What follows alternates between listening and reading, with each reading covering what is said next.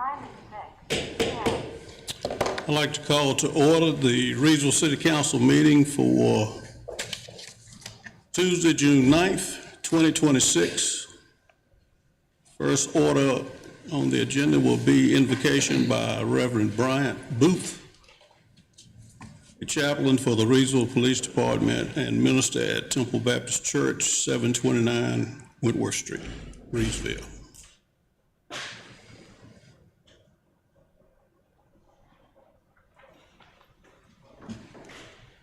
Let us pray. Gracious Lord, we come to you tonight, and Lord, we're just so honored to be here. And Lord, I just pray right now that you'd be with each and every member that's represented here, the City Council. Lord, I pray that you would just be with them. And Lord, I just pray right now that you would just give them wisdom tonight on what they need to do and the decisions that they need to make for our community. And Lord, again, I just thank you for our police officers. I thank you for our firefighters, and Lord, the sacrifice that they make to make our community better.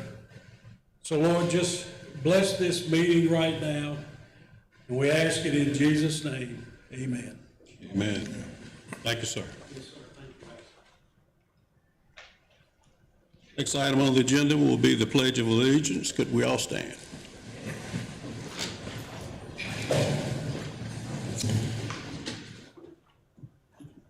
I pledge allegiance to the flag of the United States of America and to the republic for which it stands, one nation, under God, indivisible, with liberty and justice for all.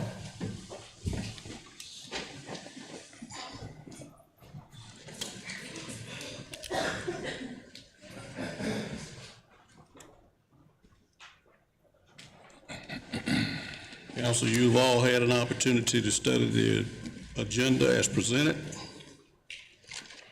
Do we have a motion to adopt the agenda for tonight? I'd like to make a motion to adopt the agenda as it is. And we have a motion, and we have a second. Is there any discussion? All those in favor, please raise your right hand.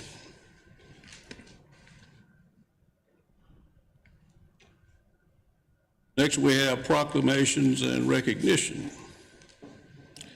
Recognition of City of Reidsville 2025 Employee of the Year, Macy Dixon. Come forward, please. Come forward to your name.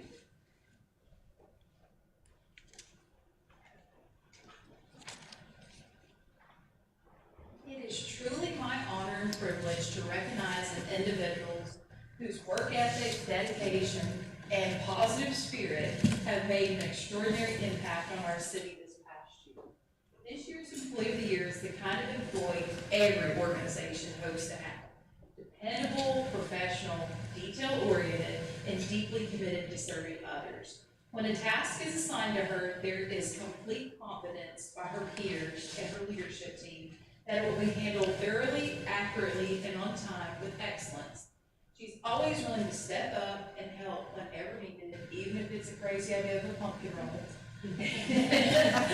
And often going above and beyond her assigned responsibilities to support both departmental operations and the community. She serves as the face of the Reidsville Fire Department with the community and has been with the city of Reidsville since 2019. She plays an active role in providing fire safety, education, fire prevention training to residents and school children throughout the area, which I've got to witness firsthand, and the children love you. She is also an important role model for young women considering careers in public safety. As the only female of her department of nearly 30 employees, she has earned the respect of her coworkers through professionalism, dedication, and willingness to work alongside her team. Will you please join me in welcoming the 2025 Employee of the Year Administrative Fire Captain, Ms. Macy Dixon.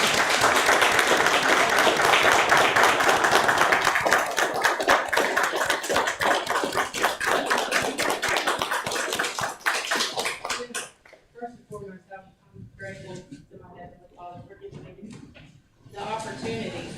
serve such a wonderful community. I'm grateful for the team that I get to work with, not only just my department, but all across all departments. And I love this community, and I'll continue to serve and give everything that I've got. Thank you. Mayor and Council. Thank you. Thank you. We're certainly proud of you. Thank you. Thank you. She is everything that was read and then some. Thank you.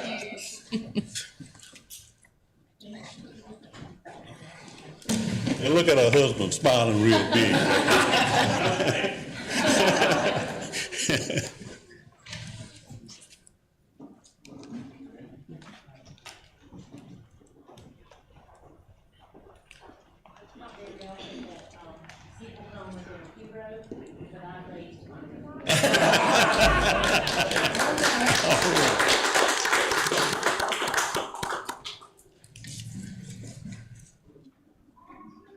Next item on the agenda is the approval of the consent agenda.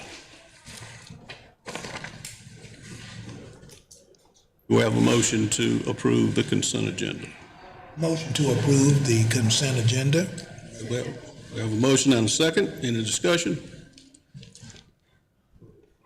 All those in favor, please raise your right hand.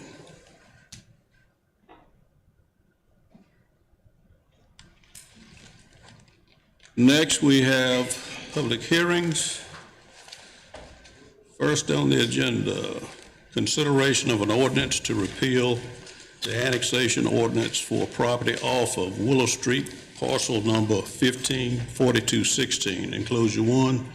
Mr. Drew Bigelow, Planning and Community Development Director. Thank you, Mayor, Council, and City Manager Moore.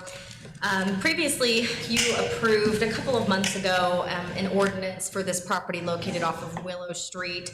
You have the memo I provided, so I'll just give you a brief synopsis of the circumstances that have occurred.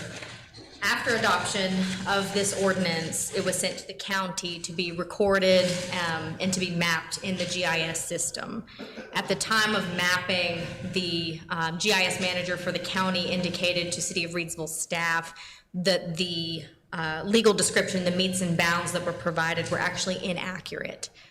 When city staff went back and discussed this with the property owner who was making the transaction with his agent, they were involved with several dealings on Willow Street, and they just provided the wrong description for one of the parcels. They swapped them out inadvertently. So to correct this, we would like to repeal the ordinance that was previously issued. It has not been sent to the state yet.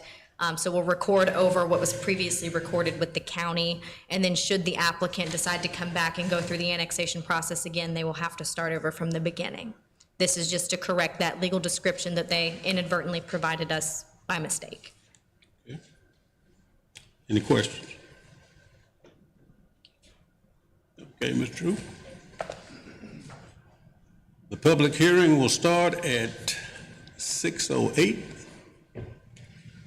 All those who speak for or against will have a 5-minute period to speak. Is there anyone who'd like to speak for? Is there anyone who'd like to speak against?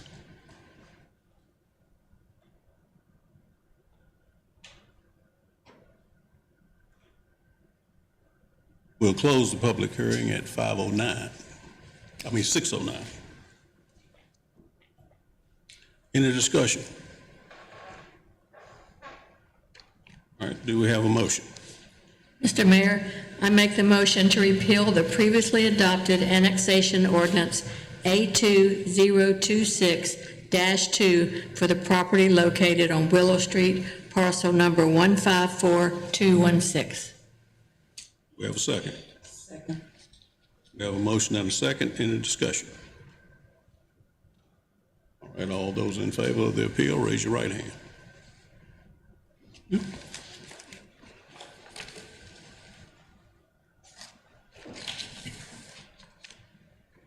Next item, consideration of a proposed operating budget for fiscal year 2026-2027 for the ABC Board, enclosure 2, Melvin Hill ABC Board.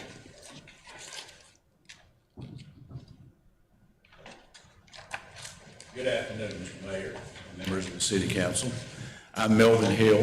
I am representing the Reidsville ABC Board and presenting the annual budget for the fiscal year 26-27 in accordance with the North Carolina General Statute 18B-702, Financial Operations of Local Boards. This budget projects the operating costs required to maintain acceptable levels of customer service by projecting revenue through sales to fund the operating costs and provide distribution to our beneficiaries. The estimated sales for fiscal year 2026 is $3,438,000, minus the taxes on the revenue of $790,000, minus the cost of goods sold of $1,822,000, leaves a gross profit on sales of $825,300, minus our operating expenses of $677,450, minus the payment on mortgage of $70,550, and then minus the distributions of $76,100. Just as information, the distribution is paid annually, paid quarterly, but this is the annual figures and how we give it to the City of Reidsville.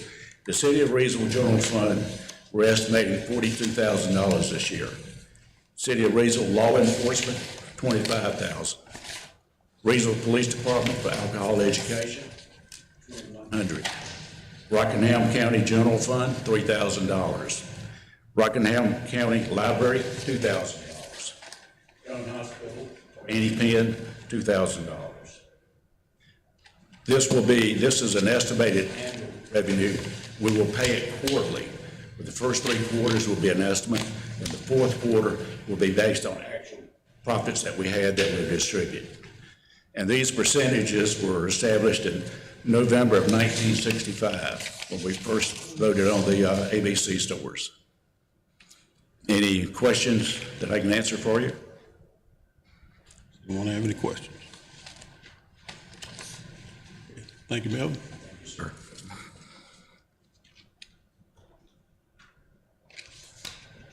Public hearing will open at 6:12. All those who speak for or against will have a 5-minute period to speak. Is there anyone who'd like to speak for?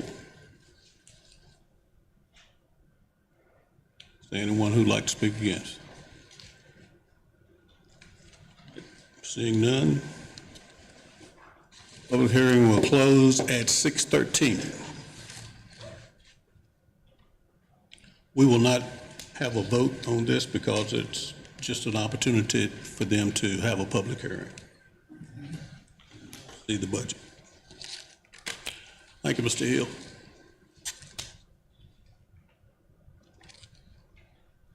Next item, consideration of a proposed operating budget for fiscal year 2026-2027 for the city of Reidsville, including adoption of the budget ordinance and the resolution of understanding accompanying the budget adoption.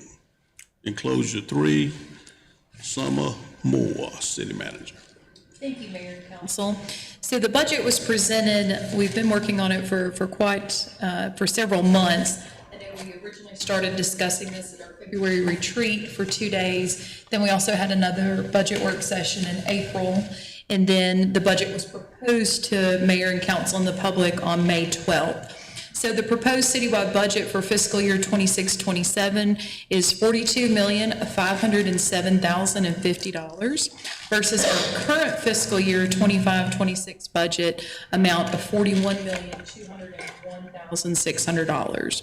This is an increase of $1,305,450 or 3.17%, which is related to increased personnel cost and departmental operations.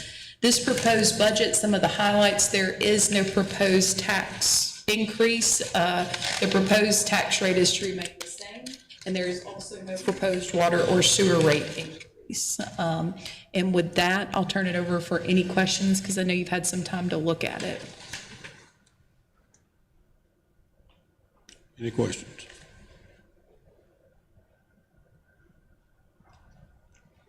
One question.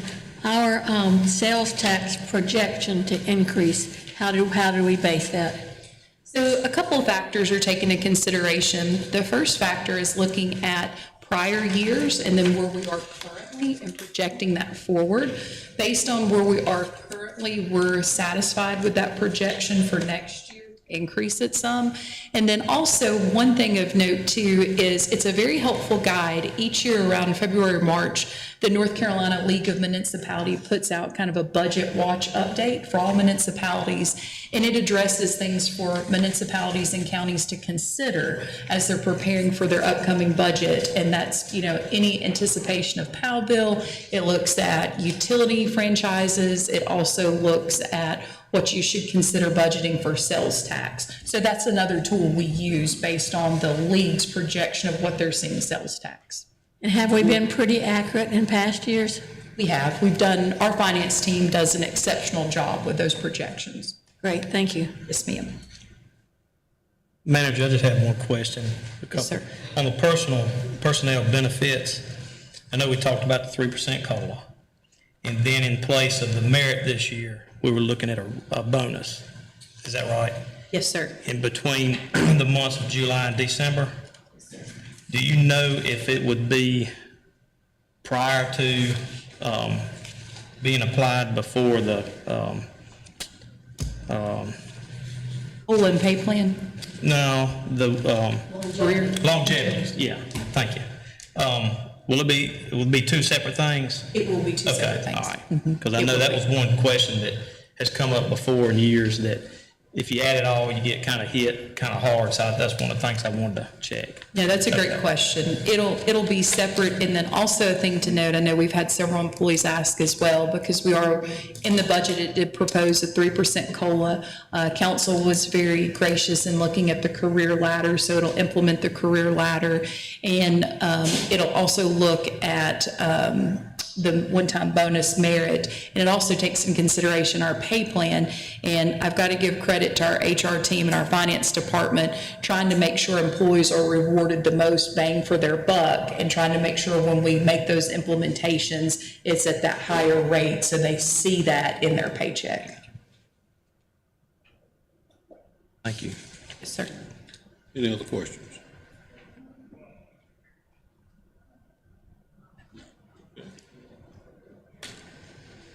There are no more questions. We'll open the public hearing at 6:18. Anyone who would like to speak for or against the budget will have 5 minutes to speak. Is there anyone who'd like to speak for? Is there anyone who'd like to speak against?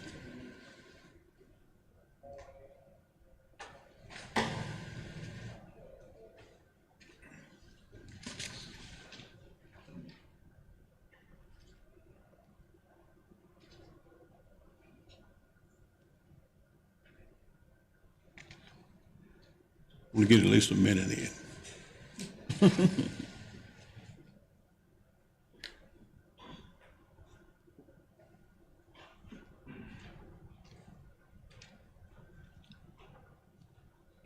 We'll close the public hearing at 6:19.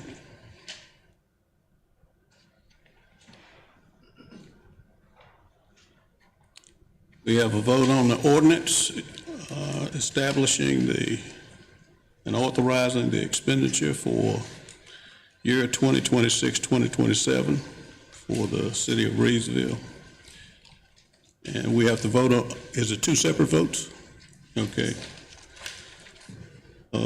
Is there a motion on the ordinance? I'd like to make a motion that the ordinance stand as read, as presented. We have a motion. Second. We have a second. Any discussion? All those in favor, raise your right hand. Okay. Next, resolution of understanding accompanying the budget adoption for fiscal year 2026-27.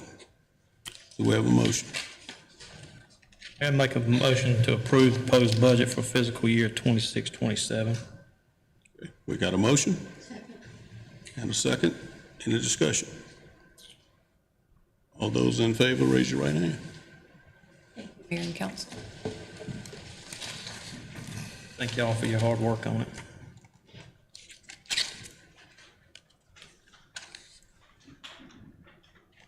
Next, we have public comments. Do we have anyone who'd like to make a public comment on tonight?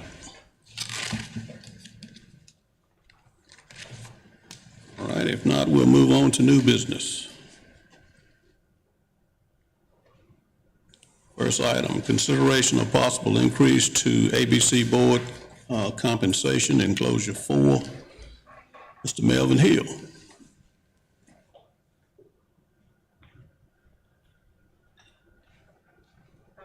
Again, good afternoon, Mr. Mayor, members of the City Council. My name is Melvin Hill. I am representing the Reidsville ABC Board and requesting the City Council to review the current compensation for the ABC Board. Compensation varies significantly across the state, from zero compensation to the state's maximum of $150 per meeting. The current compensation for a member of the ABC Board here in Reidsville is $50 per meeting. This was reduced in 2021 from $150 per meeting to $50 per meeting. We respectfully request compensation in the mid-range of $100 per meeting. The board meets once a month on the fourth Thursday of every month. Our responsibilities include the successful operation of a highly regulated business with annual sales of approximately $3.5 million. Keeping abreast with legislative changes and ABC Commission rules is one of our big responsibilities. We have to approve the budgets and the expenditures. We approve the audits and the financial reports. Manage profits and require distribution to local governments, law enforcement, and alcohol education programs. Authorize borrowing, investments, and property transactions. Hire and terminate employees. Appoint and supervise the ABC system manager. Attend board meetings and make decisions in the public interest. As members, we're very proud of our ABC store and strive to deliver excellent service to the citizens of Reidsville. To ensure you can continue to attract and retain qualified individuals for this board, we believe an increase in compensation is necessary. We thank you for the attention to this matter and opportunity to serve the citizens of Reidsville. Thank you. Any questions? Any questions of Mr. Hill?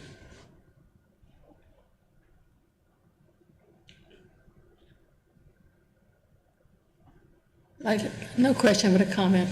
Okay. I'd like to make a comment that the ABC Board, they do have their own budget, and they are very responsible people. I know that they personally meet or go to the ABC Board to make decisions, to sign checks, to meet with people more often than just once a month. You know, and it's their budget, it's their money, it's not our money. The city doesn't have anything to do with paying the ABC Board members, and I think that the board members that we have now are exceptional, and I want to keep them, and when they leave and we have new board members, we need to make sure that we have compensation that makes people want to be on the board. Does anyone else have a comment? I'll echo what she says. We have a great ABC board. Easy to work with, easy to communicate with, always there to help. And they're very responsible. Have we ever heard any problems or complaints about our ABC store? None at all. No.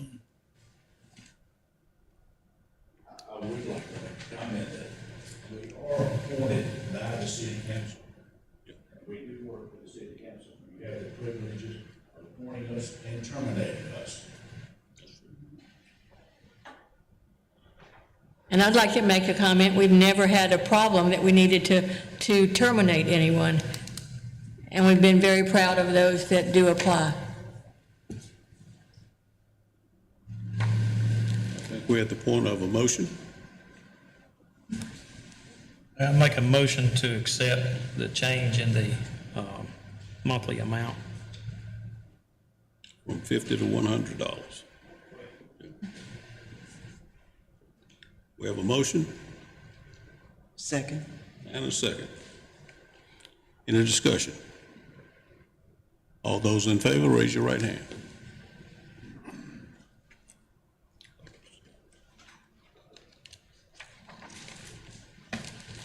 Next item, update on possible boat dock policy for Lake Hunt, Enclosure 5, Ms. Drew Bigelow, Planning and Community Development Director.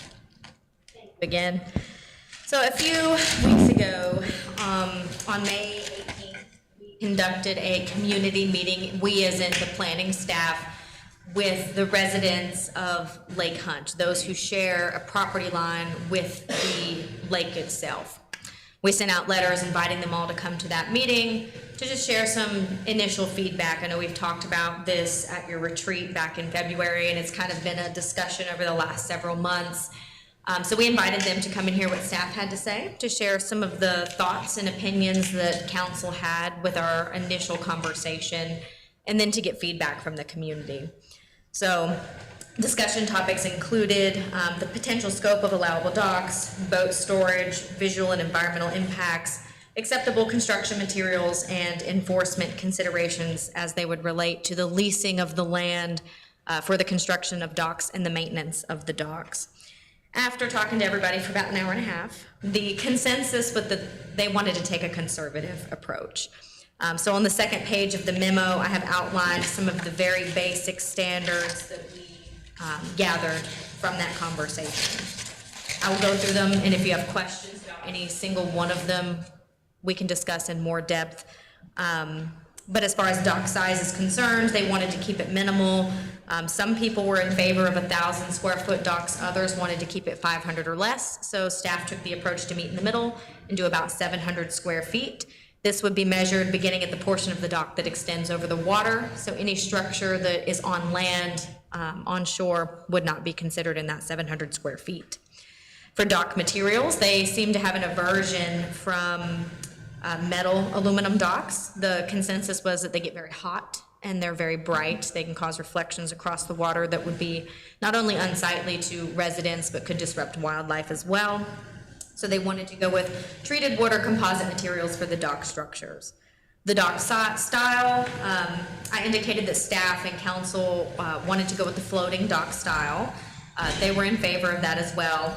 They wanted to utilize metal or plastic pontoons, no foam floats, again for environmental reasons. Dock height, there were some residents who were pretty outspoken that they did not want to see structures with roofs. However, other people indicated they did want roofs, and to be able to install a lift, typically you have to have a covered dock structure. So staff looked at the height restrictions for the other districts we have. Most districts, it's a 35-foot height restriction, so we reduced that down to 20 feet. Looking at the height of some of the docks and covered docks that you see on other lakes, typically it's anywhere from 20 to 30 feet. So we took a more conservative approach there. As far as extension over the water, staff went with 50 feet. This would allow some areas that don't have as much frontage to still be able to take advantage of the opportunity to have a dock. This would include all access ways, dock structures, anchoring structures, and mooring devices. So everything related to the dock has to be built within 50 foot of the shoreline. It can't extend further than 50 feet. The general consensus was that they do want to allow slips, both single slip and multi-slip structures and boat lifts, but only allow one boat permanently moored or stored at the dock site. As far as accessory structures, staff proposed no accessory structures, such as dwelling spaces or boathouses to be attached to the docks.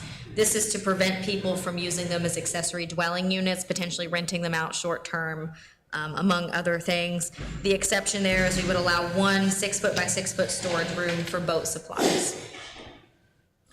Frontage for the dock, we imposed a maximum of a 25% total linear width in relation to the parcel. So if the parcel has 100 feet of frontage, the maximum width of their dock would be 25 feet, a quarter of that total.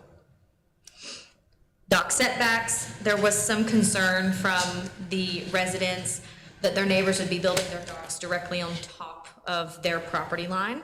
So we did impose a 10-foot setback for all structures from the side yard property line. That's in alignment with what we see throughout all of our residential districts. The minimum we have is 8, the maximum is 15. So 10 is right in the middle. Boat fueling was another large concern, particularly for environmental reasons. So we did determine, based on our discussion, that all boats must be removed from the water for fueling. There will be no on-water fueling. You'll have to take it out, put it on your trailer, and take it to be fueled. There were also considerations for wake standards. They wanted to implement no wake zones within 25 feet of the docks. And that was to prevent people, particularly the high-powered bass boats, was the complaint, from speeding past the docks and causing damage, which would increase maintenance cost on the citizens. So that was all I have as far as the standards that we heard from the public that they wanted us to implement. The next steps for staff would be beginning to draft a policy. We had drafted something before, but we kind of want to start over now that we've got this feedback and draft something to bring to you. We plan to have another meeting with the public probably late July, early August, so that we can bring it back to you towards the end of the summer. So if there's anything in that list of terms that stood out to you that we might need to have a discussion on, staff is open to your feedback as well. I just had a couple questions on it. Yeah. So the owners out there alongside the lake, so they haven't seen these suggestions yet, right? These suggestions were made by the owners at the And meeting. you just put it all together? I just put it into writing for you guys. And as of right now, how many do you know of that are wanting to put a dock on their property?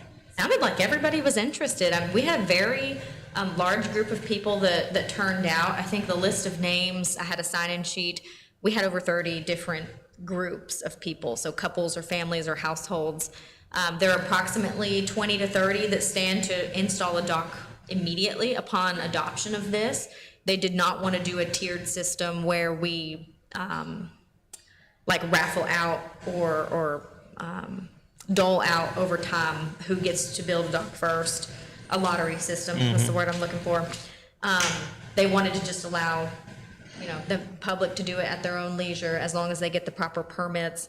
So I think everybody is on board. I didn't hear any one person say, I don't want a dock, I don't want docks. Okay, and the other thing, since you're getting ready to create the policy, have y'all decided how you're gonna do a lease with them, or require just a pass, a yearly pass, or combine the two, or?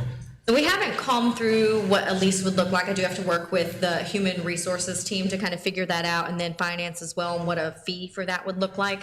But the discussion did come up that we would include a annual pass to Lake Hunt in that fee, so that we're not double dipping. So some of the other lease options that I've seen, it's anywhere from a couple of $100 a year to a couple $1,000 a year, dependent on the space that you require.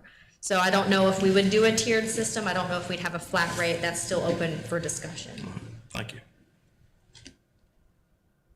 Do you have any idea what is the average size of boats that use Lake Hunt? I do not. We don't have access to data on that. Just from my experiences utilizing Lake Hunt, typically what you see is a bass boat. The boat that we take out there is a bass boat. There are quite a few kayakers. I haven't seen as many pontoon boats, but the feedback we got from the public was that there are pontoon boats that access the lake. And there were some concerns about the large horsepower, 200 plus horsepower boats that fly up and down the lake. But generally speaking, I've only ever experienced bass boats out there. I don't know that we would have a way to collect that data. But we can certainly talk to the lake warden that's out there that patrols and get some feedback from him, see what his observations have been. I was just wondering if some of the things that we talked about, like the structure height, things like that, would be adaptable to some boats that are out there. I think based on the feedback that we got from the public, the consensus was that they don't see very many really large boats, so taking a conservative approach to the structure would accommodate most people. There's maybe an outlier here or there who, has a boat that requires a larger structure, and we can always discuss with that person the opportunity for perhaps a variance of some kind. But as far as general standards for the general populace who intends to use this, they seemed amicable to a conservative approach. You can, in your discussions, you can always look at what size motor you want to have out there. If you want to say your max is 150, I mean, we can do that due to the size of the lake. If that's something if they think that's going to be an issue out there, I don't know. Like you said, you'd have to research, see how many 200 plus or whatever size engines are out there on the boats doing that. It probably ain't many, if any. But that might be something you want to look at, to where if you need to put that in your rules or we need to change it, that the max is 150 or something out there. Yeah, and that did come up in the discussion. They were concerned about the horsepower and the size of the boats. I don't know, what legal authority we would have to regulate that. I don't know if that would go through the entity who you register your boat with, but it's certainly something we could do some research on. Any other questions? It's a start, a great start. Thank you. I just want to say thank you for being open-minded and looking at this opening up the meetings to the local residents. Of course, yeah. If it doesn't meet the needs of the residents, then what's the point of the policy? Thank you. Thank you. Next item, consideration of change to Section 10 standards for foundations, monuments, and markers of the Greenview Cemetery rules and regulations. Enclosure 6, Maurice Brothers, Public Works Director. Sir, good afternoon, Mayor Gorham, members of council, City Manager Moore. The Reidsville Cemetery Rules and Regulations policy was updated on April 23rd, 2026. Section 10, Block 24 is currently comprised of flat markers and uprights. Mausoleums that are currently in Greenview Cemetery are on the right side of Montgomery Street looking south, which I have a diagram attached. None are located on the left side as you look southbound. Request, staff recommends City Council approve that no mausoleums or any structure of size shall be installed in Block 24 that could obstruct the view of the flat markers in Section 10 of the Greenview Cemetery Rules.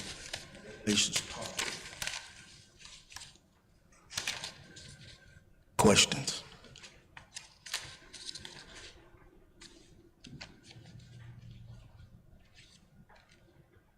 Any questions of Mr. Brothers?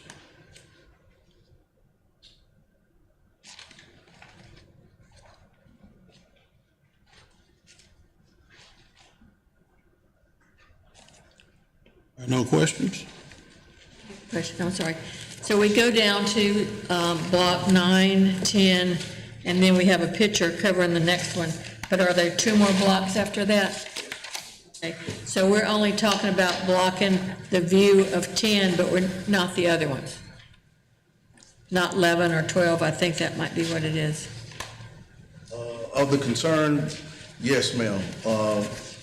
Right now, we're just really concerned with just Block 24 itself. As you recall, there was some questions about that. I sent out a letter. But when we walked out there and viewed it with staff, we saw that we didn't want to impede that from a structured view. We walked it, and the ones that's currently in that block, we would like to try to keep that uniform as well.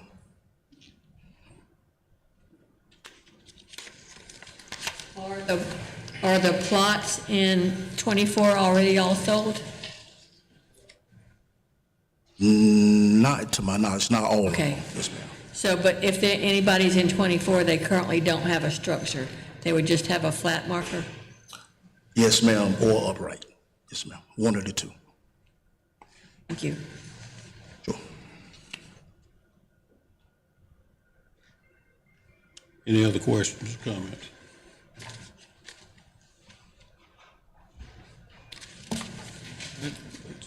Time for a motion.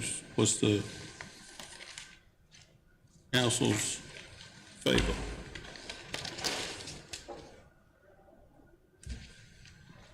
Mayor, I make a recommendation to approve that no mausoleums or any structure of size shall be installed in Block 24 that could obstruct the view of other flat markers or uprights in Section 10 of the Reidsville Greenview Cemetery Rules and Regulations Policy.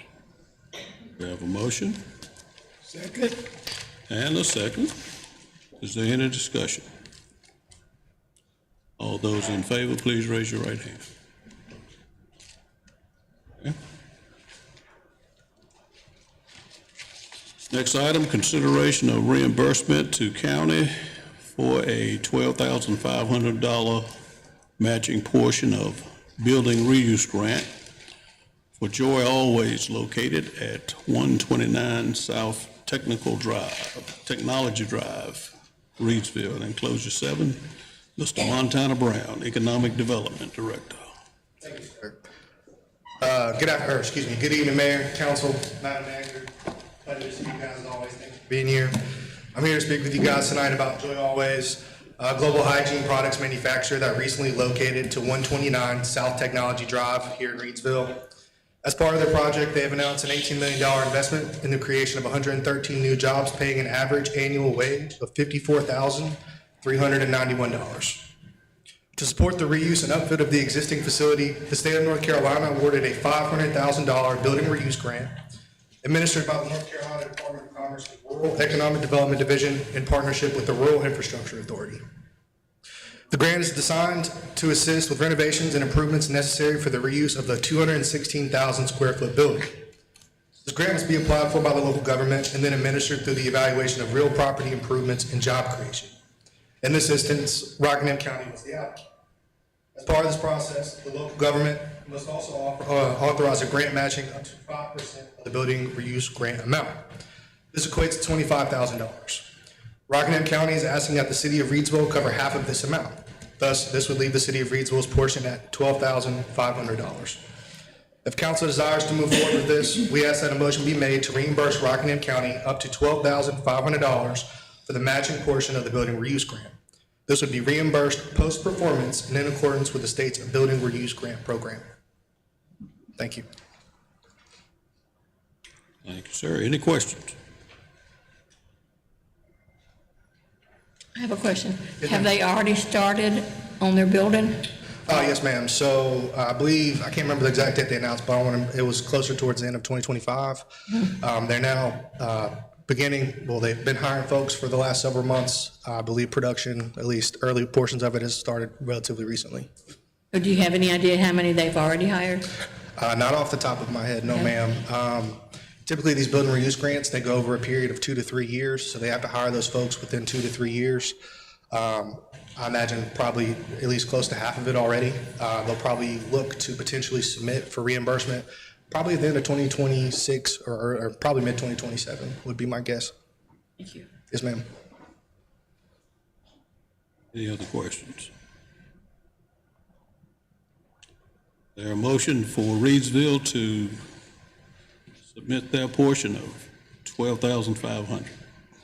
May I make a motion to reimburse Rockingham County up to $12,500 for the matching portion of the building reuse grant? This would be reimbursed post-performance and in accordance with the state's building reuse grant program. We have a motion and a second. Any discussion? All those in favor, raise your right hand. Thank you. Thank you. Next, consideration of cleanup budget ordinance amendment for fiscal year 2025-2026. Enclosure 8, Summer Moore, City Manager. Almost said Summer Wood. So as we start a new budget in July, we also have to look at our annual cleanup for the current budget. So that's what's before you tonight, is our annual cleanup. So near the end of each fiscal year, a cleanup amendment is prepared to pick up smaller budgetary items that have occurred during this year. These items are collected for one adjustment rather than going to city council time and time again for smaller amounts throughout the year. While some of the items seem insignificant, the related departments depend on being able to use the funds for the purpose given. In addition, some budgeted line items may have exceeded budget, and those funds are being utilized for current needs. Below is a listing of items totaling $634,549 for amounts that have been collected this year that need to be recognized. This corresponding expense accounts are shown for each item. And if you'll flip within your next page in the budget, you can see the breakdown of what those are. So again, this is just your annual cleanup for the current fiscal year, 25-26, as we will close out those books June 30th. So the suggested motion we're looking for is to approve the motion of the Budget Ordinance Amendment 7 to record fiscal year in budget cleanup items. Any questions of Manager Moore? If not, do we have a motion for the cleanup budget? Move. We have a motion and a second. Any discussion? All those in favor, raise your right hand.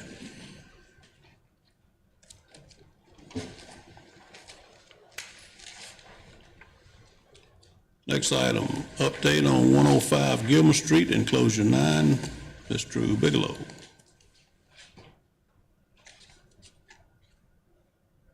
Thank you again. Oh, we've been dealing with this one for a while.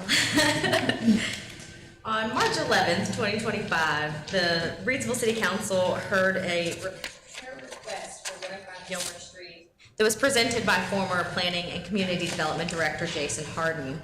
At that meeting, council made the decision to delay any city-initiated or funded repairs to the property and rather requested that the property owner repair the damages themselves. The property owner had already applied for a building permit to repair the damage to the property on November 15th, 2024, but had failed to begin work within the allotted time, which is why you considered it at your March 2025 meeting. I provided you with a timeline of events for your reference from that meeting onward, beginning with an inspection that was performed on March 28th of 2025, with no other inspections during that time. There were several communications between our building code administrator and the property owner during that same time frame towards the end of 2025, around September, going into October.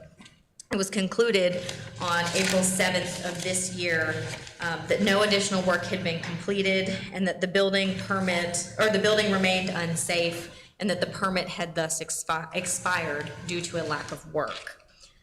It is not believed currently that the building meets the conditions necessary for condemnation or demolition. And to facilitate council's discussion on this item, staff has provided an initial repair quote from David Southard of Wright and Ray Building Company to do the repairs that were initially identified as necessary. This cost estimate comes in at about $30,750, and the scope of work is also provided. The scope of work includes consulting costs for an engineer for the structural design, repairing rot damage at the front entry, modifying existing eyebrow above the front entry door and completing that finish work, installing rot-free siding, trim, and ceiling above the front door entry and the storefront glass walls, making structural modifications and reinforcements per the engineer's recommendation, installing a new brick veneer, and adding caulking and roof tie-ins. And don't ask me what those are because I'm not the building code administrator. But it's a rather lengthy scope of work. Considering the information provided in this report and previous failure by the property owner to bring the structure into compliance, even though he did pull a permit, and the fire district considerations and non-residential maintenance codes considerations, staff is asking council to reconsider their previous stay of the case. Staff requests direction on how to proceed due to the perceived urgency for repair. If you'd like, we can initiate gathering additional quotes. if the city is open to the idea of spending funds on those repairs. If not, we would have to see what other options are available to remedy the situation. Are we putting ourselves in a liability by setting this aside? I think there are some safety concerns. What's been expressed to me by the building code administrator and fire chief is that there are some safety concerns. It is in a fire district. What's been done to the work does not meet the standards of the fire district. Is Mr. Carpino in the picture at all anymore?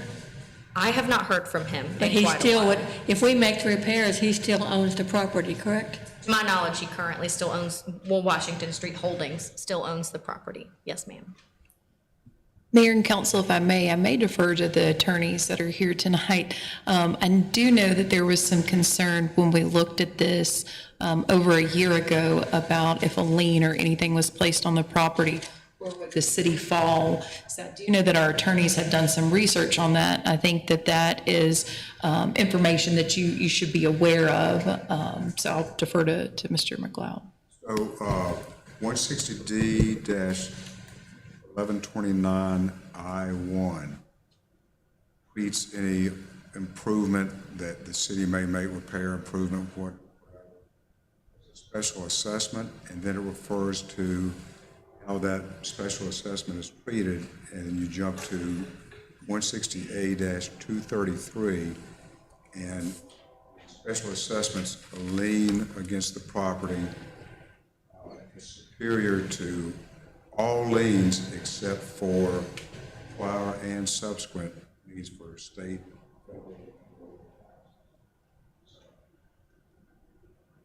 So are there current liens on the property? There was a deed of trust. I looked under Carpino property, all the LLCs, and I couldn't find any tax lien on record. That was a couple weeks ago. I mean, update, you know. I mean, even if, you know, there could be a tax lien at any time. There was not. He's owned this for seems, but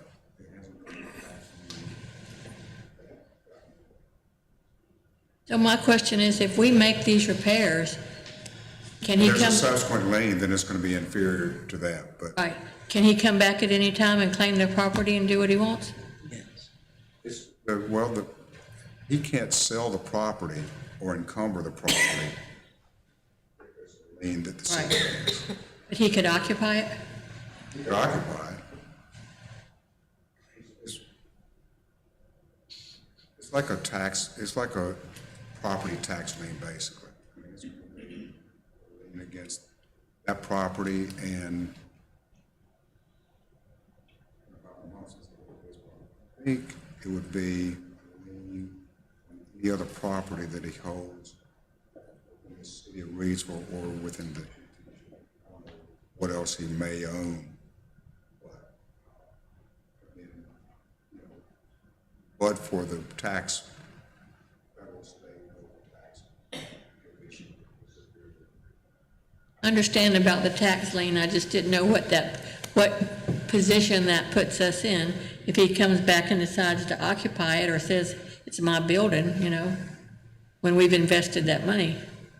And he doesn't ever sell it, we'll never get the money back. Correct? I think you could pursue it. I mean, it's going to show up. Tim may be able to expound on this, but you couldn't. You couldn't make him abandon possession of the property. Right. I mean, first of all, nobody's going to hold property forever. At some point, this property is going to get sold. And at that point, they would have to satisfy the lien, unless it only gets sold for the amount that it's the tax lien. I've got to think that when this property is sold, the lien will have to be satisfied at some point. are procedures where you can pursue foreclosing the lien if you want to accelerate that process, force a sale. Typically, I file liens all the time, and I can count on one hand I can count on one finger the number of foreclosures that I've actually been involved with. Usually, you don't have to go through foreclosure to get paid on a lien. Usually, he's going to want to do something with the property at some point, and his lender is going to want that lien off the property. So you'll almost certainly get. You have a lot of security. You have better security than anybody who's performing work on the property. They get a mechanic's lien, but they're going to be inferior to yours. So you're in a fairly good position, fairly secured position as far as the lien for this special assessment. Thank you. The only, I have a few things on this. I think everybody up here on this council knows how I feel about his property. I think I've made that clear on other meetings we've had. So going back to, let's talk about the beginning of this thing with when Jason Harden was here. When actually did the facade fall and have this damage? Do you know the exact date? I don't have an exact date, but it was brought to staff's attention early to mid 2024. So, here, you got the timeline down here, and I don't think that's everything of when we try to reach out for him to do something. And that's my whole issue is, if he don't care about his property, why should we care about his property? That's the way I look at it. He's had all the opportunity in the world to fix his property, and he hasn't. And then I'm sitting here looking at the Wright and Ray estimate. And most of it, if you sit there and look at it, it talks about front. Now, I've been around that property.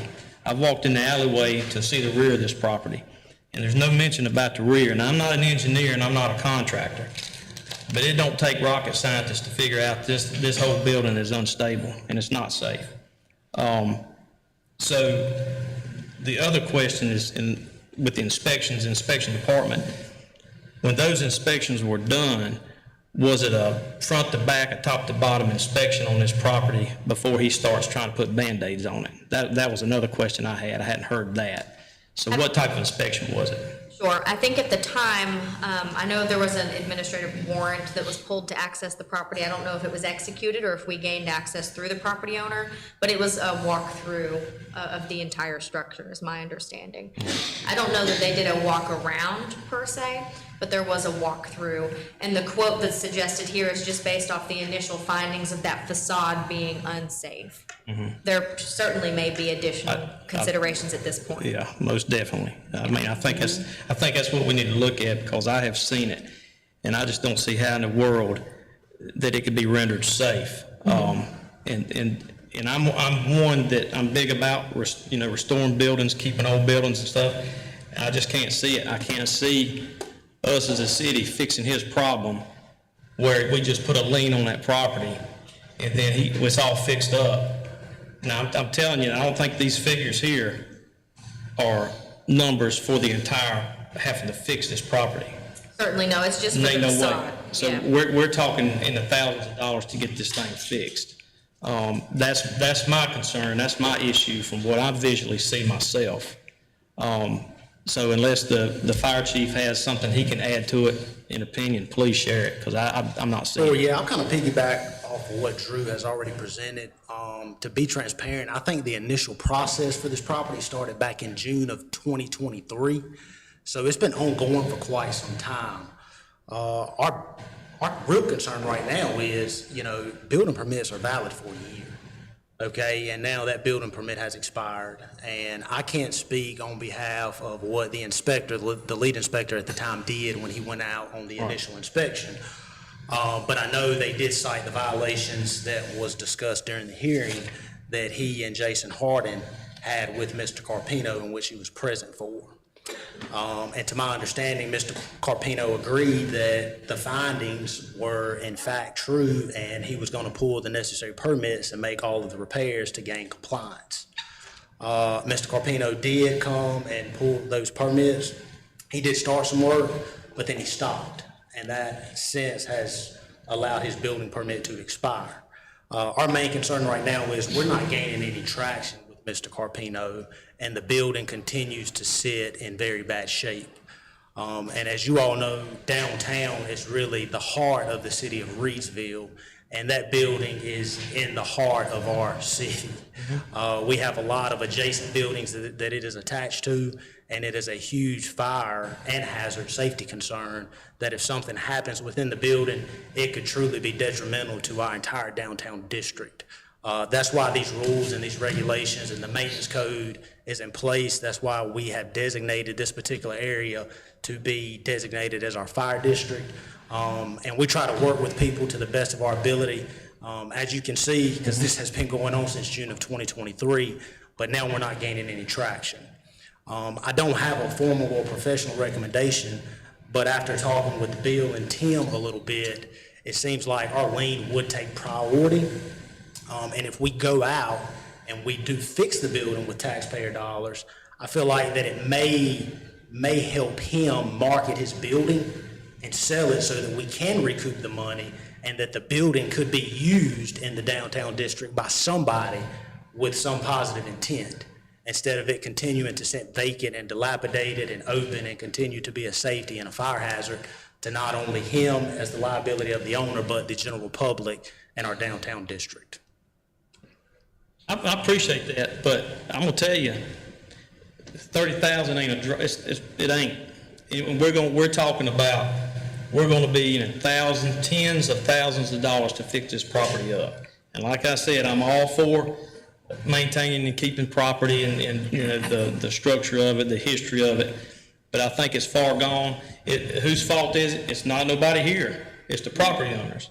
So like I mentioned before, if he don't care about his property, why should we? And I understand what you just said about but we gotta fix it up. We gotta fix this mess up. Well, that's gonna take a while. And like I said, we're going into tens of thousands of dollars to do it. If you go and do a top to bottom, front to back inspection on this property, you're probably gonna go in there and look and say, forget it. Yeah. I just don't see it. That's the way I feel about it, and I have no problem pushing to condemn it and tear it down. I mean, I'm sorry, but the man's had ample time to fix it up, do it, don't want to do it, and I will not support the city. I just can't do it, us fixing his problem. I can't do it.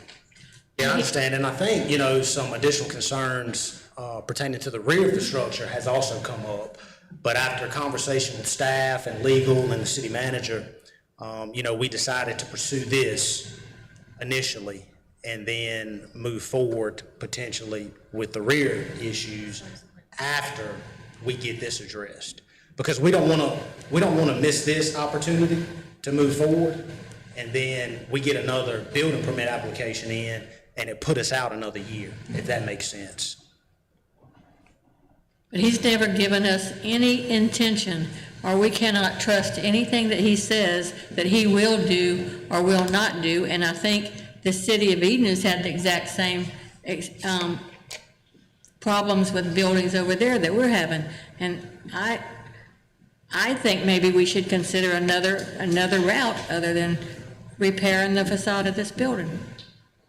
So Mayor and Council, if I may, and I know Chief, we had spoken a little bit, especially when those concerns was brought up about the rear of the building, because the pictures I've not personally been back there, but the pictures are concerning. Is that another route we need to look at as far as do we need to, if council, it's certainly up to Mayor and Council, if they're not comfortable with this option that's proposed tonight, what is maybe a second option? Is it to go out and get an administrative search warrant and do the entirety of the building, as is kind of being said here tonight, because I don't know that it doesn't appear that it was done initially, the entirety of the building, because just looking at some of the pictures I've saw, the back of the building is concerning as well. So is that an option if council wanted to look at that as well? If they're not comfortable with option one, is an option two, and of course I defer to legal as well, to go out and get the building as a whole, since it does look like there's dilapidation significantly in the back? Yes, I think that's correct. I think if you all don't want to approve the ordinance to make the repairs, then we would have to start the process from the very beginning again to go out to see if it meets the elements of condemnation. I think that would probably be about the best route to take. Which makes more sense to me.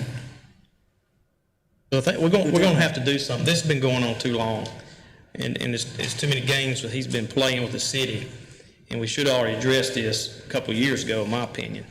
But you also, us as a city and us as a council, you know, if I was the adjoining property owners, I'd be ticked that this property's in this condition, and then I'm looking and like, we ain't even done anything about it. We're not even doing anything about it, because what if all of a sudden, tonight, in the middle of the night, the center of that building, because of all the rot and probably termite damage, cause it to collapse? What can happen to the adjoining buildings and the walls that it's attached to? And then we've done nothing but play games with him and extend permits that he's actually not done anything. That's the problem I have. That's what I'm irritated with. So whatever we need to do is expedite this thing. We need to do it. We don't need to drag our feet. I'm tired of looking at it. I'm tired of the games being played. Whatever we have to do by law, we need to do it. If we have to condemn it, then bring it before us. We push it. It is what it is. But we cannot keep dragging this thing out for another 2 years or whatever it can take. I can't support that. I just can't. And I think it sets a very bad example for the city of Reidsville when the other businesses, you know, are complaining about it and they see that nothing's getting done. You know, and the attitude is, why should I worry about my building? Look at that one over there. How soon would we be able to get this taken care of? The administrative search warrant and all that? I'll let Tim speak on the legal ramifications around those things related to the project, but we would certainly have to start the process at the very beginning again. Yeah, that's, what I'm hearing is everybody's disappointed and about the time this has taken. And I understand the sense of urgency about wanting to do something now. But what I want everybody to understand is and what Chief Farmer was saying is that what you're proposing essentially is starting over. You know, you're kind of at the end of a process here where he's gone through his appeals to the city over the original request, and you know, the city issued an order requiring him to make these repairs and issue permits. He got a permit and allowed it to expire. You know, so you're kind of at the end of that process now, and what Chief Farmer's suggesting is make the repairs that he was ordered to make, you know, a year ago or 2 years ago, and understanding that that's not a full solution to this building, because we expect there's been some other deterioration since then, and maybe some things that weren't even caught on the initial inspection. But if you're giving up on that approach, you really are starting over, and you may be creating some opportunities for, you know, for more appeals by him and for more opportunities for him to repair. You know, think about this, like the situation we had with Penrose Mall a year ago, that we started this process. We're back to starting over. And if he's uncooperative, then you know, then we'll be here a year from now or 2 years from now. So we're caught between a rock and a hard Our place. remedy is going to be the same thing. It's going to be to demolish this and put a lien on the building for our cost of demolition, or do we repair it and put a lien on it for our cost of repair, or do we not spend the money? Just taking the action that Chief Farmer is recommending and that Ms. Bigelow is recommending does not mean that this is the end of it, or that you can't pursue an administrative search warrant down the road to deal with whatever's inside the building or whatever's on the backside of it.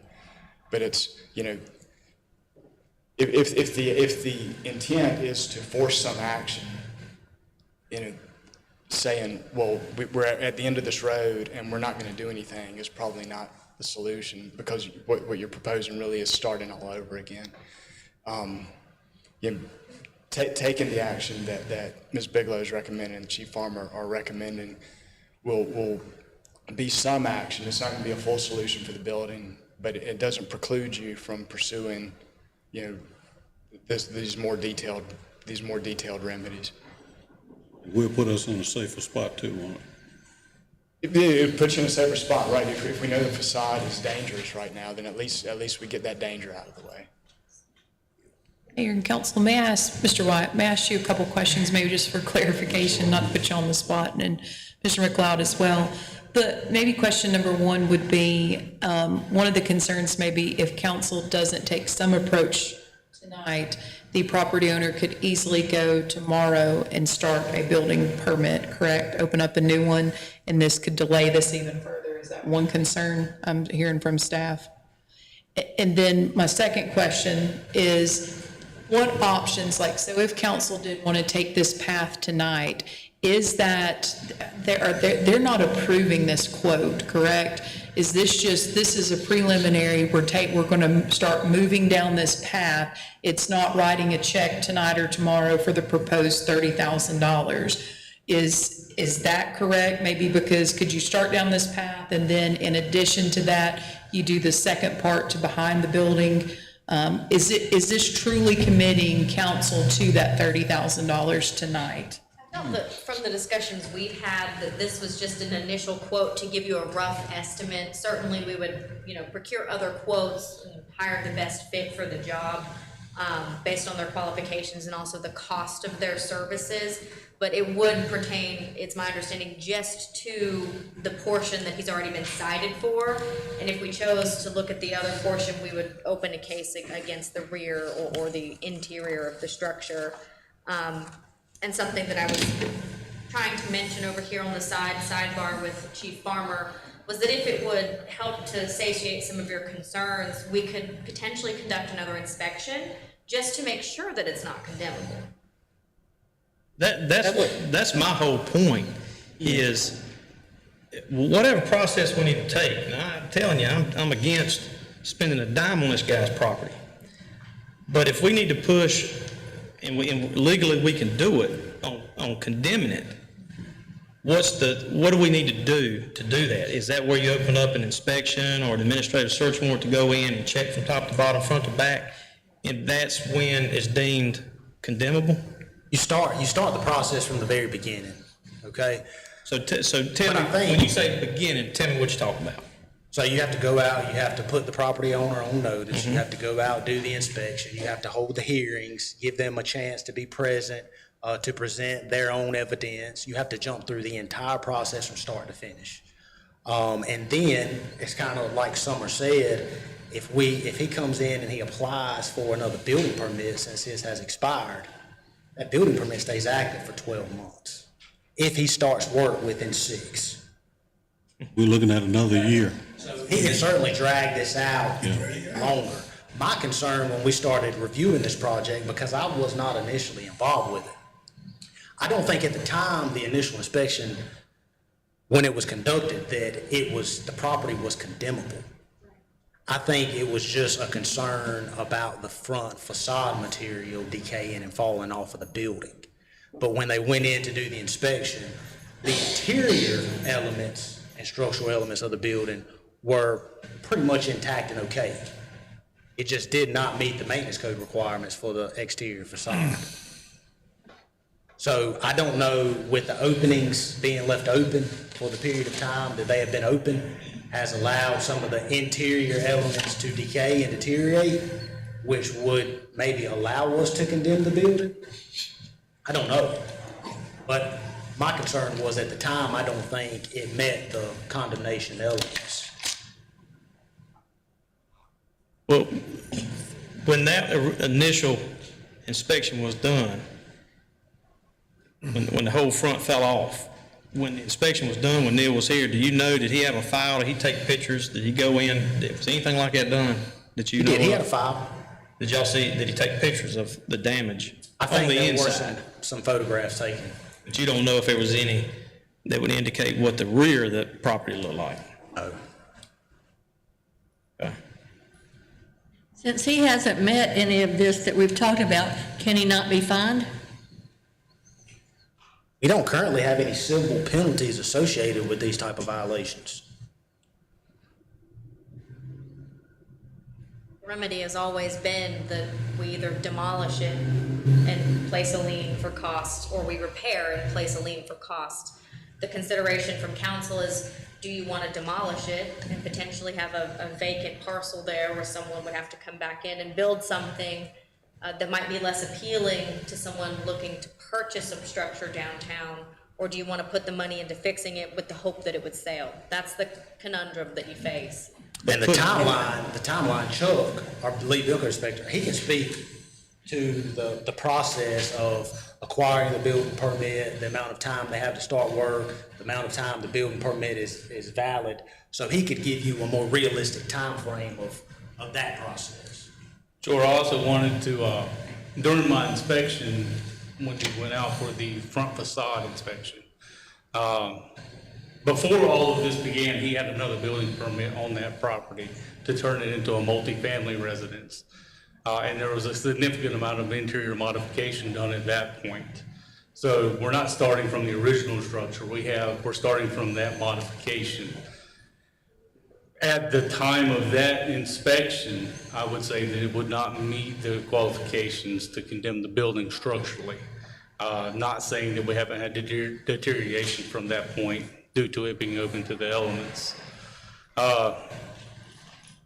I guess it's gonna be up to y'all. At any point, he could pull a building permit and say he's moving forward, and we really couldn't stop him if that's what he did.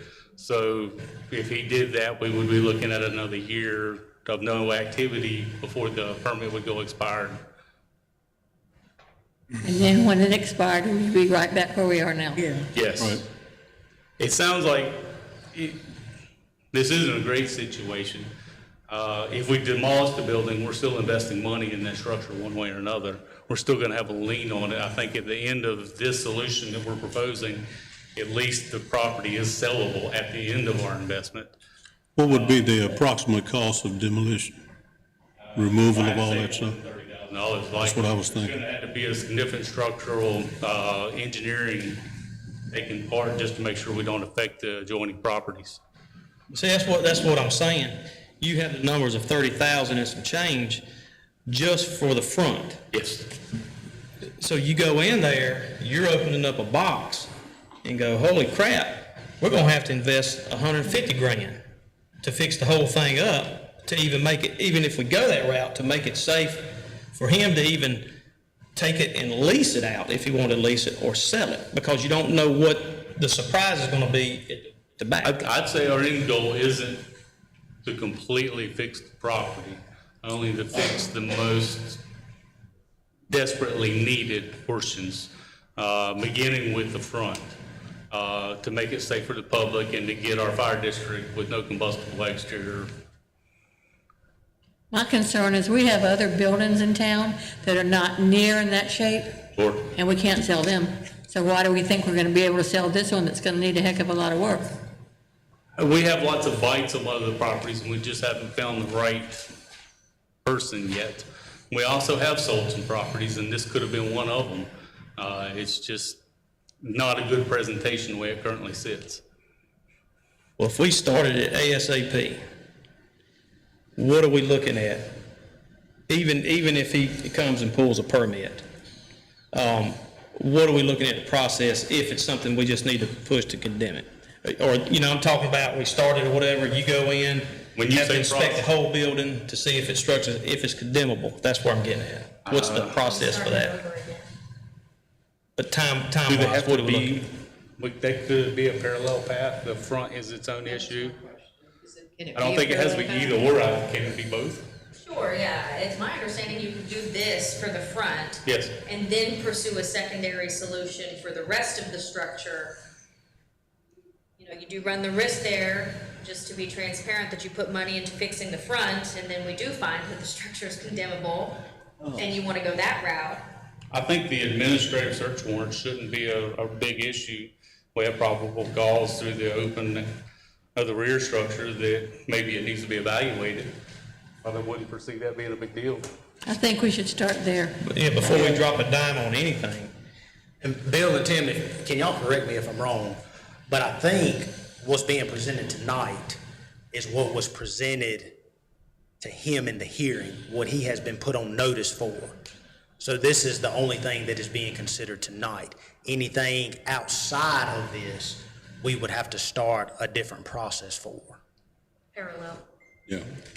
So, just, when you want to pursue condemnation, I think you got to think about what's the end goal that you're looking at? Is it to, if the building is condemned, you're looking at similar remedies is that, he's probably not going to repair the property on his own. So you condemn the property, that means it can't be used, but then the city's still assuming that the owner is not going to pay the money to demolish it or repair it. You're still looking at this situation. If you're pursuing condemnation, you're still looking at the city investing money in this property, one way or the other. So, But it's a better option than we play these games with him, because we could be another 3 years dealing with this thing, and this thing's sitting in that same situation. I understand that frustration, but all it is a game, is what he's been doing. It has been a game. You're at the end of the game right now, Yeah. and you can end the game or in the first stage of the game by going through with it, or you can start the game over. And I think that's the option that the council has.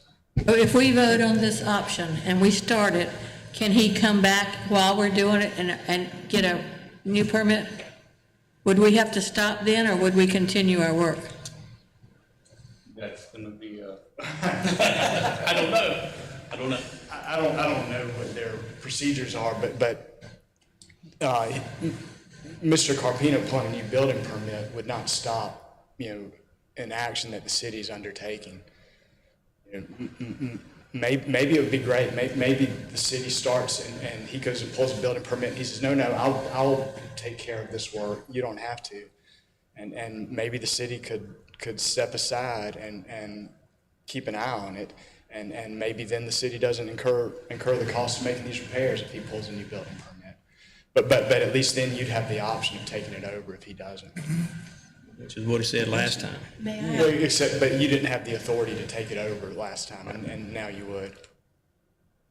May I ask one more maybe legal question going back to pulling that building permit? So let's say if council did decide they wanted to move forward with this action, does that prevent him, kind of going what Ms. Scoble just said, to take it a step further, does that prevent him from, if they agreed to do this tonight, could that property owner come in here tomorrow, once they've agreed to go down this path, and pull a building permit? Again, I don't know the answer. That's a little gray. That's a little concerning. That may just depend on the city's procedures, but the thing is, if the city takes action, I don't think that he can stop the city's action by pulling a permit. Like I said, maybe that would be great if the city takes action. Does that 1 year time limit start again once he pulls that permit? For him to complete whatever work that he's pulled a permit for, he would have 1 year to do it, but that wouldn't mean the city can't proceed with the work that it's undertaking. See, what I'm afraid of is we pass this, we go in and start doing the work, then he comes back, pulls a permit, and he's the one that benefits from the work that we're doing, not,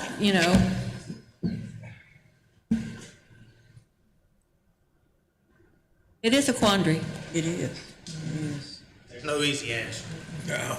Your investment is secured by a lien, and that's you're not taking over the property, so the city's not going to profit from it, but I'm sure the private owner might one day make some money off of this, but the city's investment is secured by the lien. We're guaranteed to get our money back. And presumably, presumably the city would benefit from the fact that downtown is improved. And the lien would only be for the amount of money that we had to invest. That would never change, even though the value of the building changes or whatever. I don't know about that. There might be interest on it after it's perfected. I'm not sure.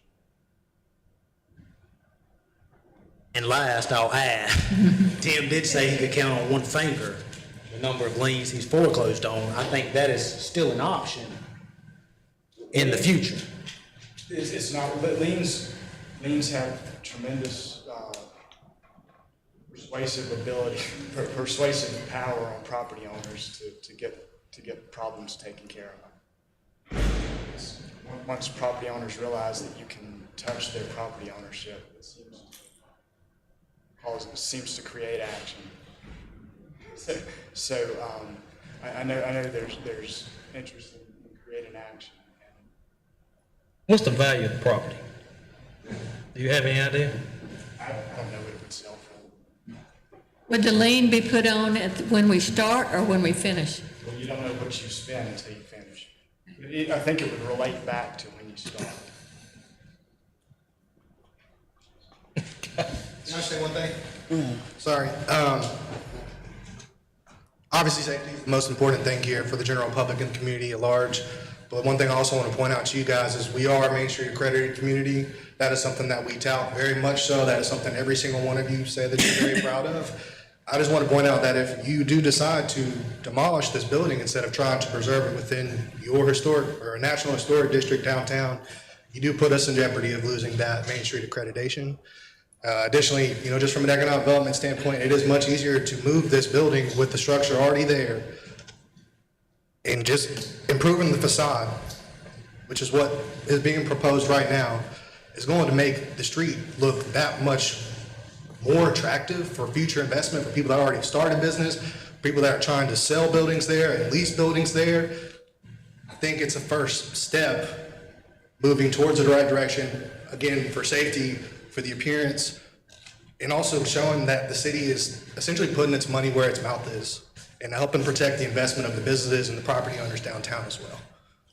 And if we do tear the building down, we'll have gaps just like we've got. We did something with one of the gaps. We got Kelly's Way. We got a gap on down Scale Street, right across from where you used to be. From the park. And then we've got the gap that's right beside my brother's record shop.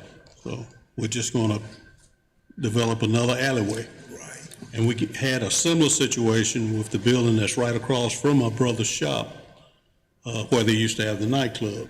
That was almost demolished too, but we did what was right at that time, and that building is still in place. So I think we need to do what's best for the city. Yes, yes. Even though it's a little painful, but we need to do what's best for the city.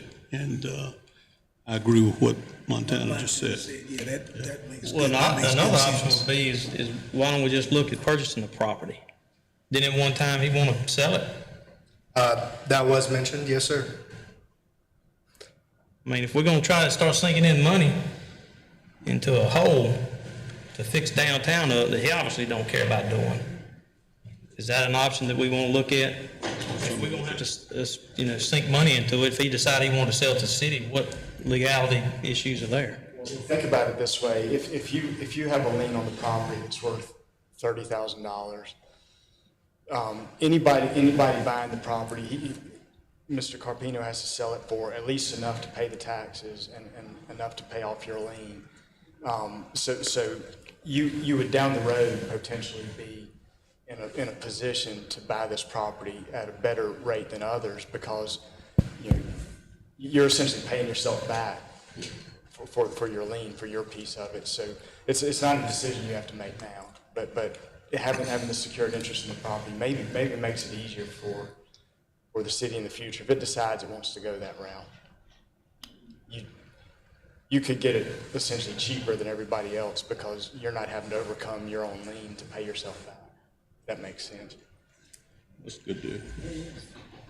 And Mayor and Council, I did look it up. The current tax value that Rockingham County has listed is $26,011. Why don't we offer him $26,011? I did look where he had, or someone had it listed in 2022 for $186,000, and it's been removed.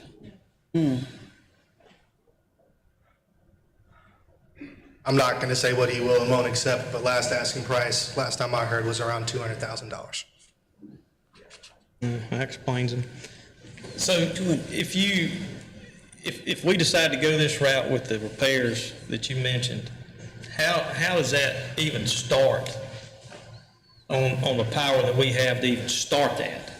To just go in and do the repairs. What is that? How does that lay out? We go in there, are you gonna have to do an inspection before we start doing repairs? And you see, okay, yeah, we can do this front, but we start working on the front, you go in and do an inspection, and you're like, there's nothing holding up this wall back here. It's completely gone.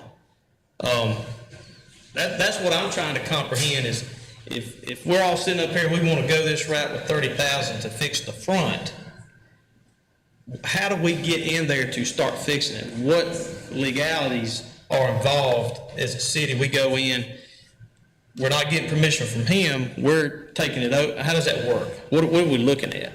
How does that even play? Administrative search warrant shouldn't be a big deal, and we can go in and evaluate the That's the first thing you're gonna do. structural soundness of the rest of the building and ensure that the repair is a viable alternative. I think once you've approved it and we've decided we're gonna go down that route, I think we probably have to have 3 bids. I'm not sure. At that point, once the city approves it, I mean, you're looking at this like any other contract. You have a design professional look at it and come up with plans, and yeah, probably need 3 bids, although this might be beneath this might be below the limit of requiring 3 bids. We'd have to look at that. But if we approve this, he goes in to do the inspection, sure. and he comes back and says, it's not even worth it. Sure. I mean, an engineer could look at it and just say, you can't do this with just the minimal fix that Right. you propose. It needs more. That's entirely So possible. even if we approve it, that's found out that, so this 30,000, what we approve next, it's over. That's what I'm understanding you are saying. I don't know that there's any reason why you couldn't proceed with a partial project that you're asking city council to approve tonight, right? There's no reason we couldn't necessarily proceed with that, but for it to ultimately be occupied, an engineer might say that there are other things that have to be fixed before this can be occupied. It's my understanding that if that happened, we would bring an amended repair ordinance back to you, letting you know what we found, in our search, in our discovery. You could come back after you do your thing and say, well, it's not 30,000, it's 150 now. Right. And these are the other things, but depending on what additionally we find, it speaks to, again, we have to start that process over. Because what we went through in the beginning was just for the facade. So if there are additional costs related to the facade, we just bring you back an amended repair ordinance. But if we find issues that are unrelated to the facade, that are unrelated to the initial violation, then that would be a violation of its own that we'd pursue secondarily. I think we should start with that inspection, and that would give us an idea of what we're getting into and where we can go from there. I don't think that we could just go out and do another inspection without starting the process from the very beginning again. We have to start all over. At least not an inspection for new items. I think you could probably take a Now, look. we could draft a repair ordinance to be presented to you all for approval and then solicit bids potentially from contractors to make the repairs for what's already been stated from the findings of the hearing to bring the property into compliance, okay, and then move forward with the repairs. But it's not like the building inspectors would go back out and conduct another inspection of the entirety of the property or the structure to determine, I guess, additional items that have not been cited already. I think we need to listen to the coach who's given us some good information here. So that we don't have to start all over again. That's right. And it's just gonna make matters worse if we do.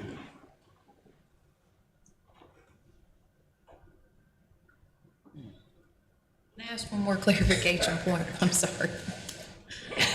So I kind of do see what Mayor and Council are saying, but just to kind of reiterate, I guess for some more clarification.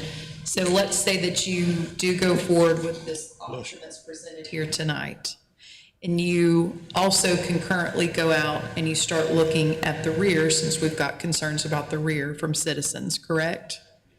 If you start that process, I think what the question is, why would if you come back, I know there are 2 separate processes, right? But at some point when those 2 processes are moving together And if that backside was in more need of repair, why would the city then pay that $30,000 when you got a whole calamity in the back? I think that is the question.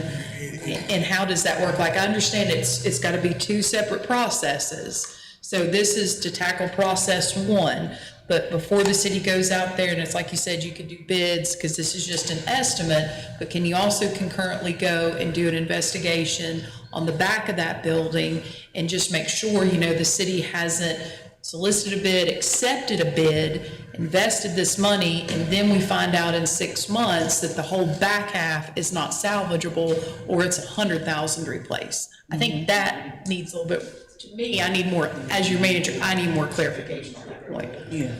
So my question is, if we decided to do this and we started it, and then we find that out, we have the option to just quit.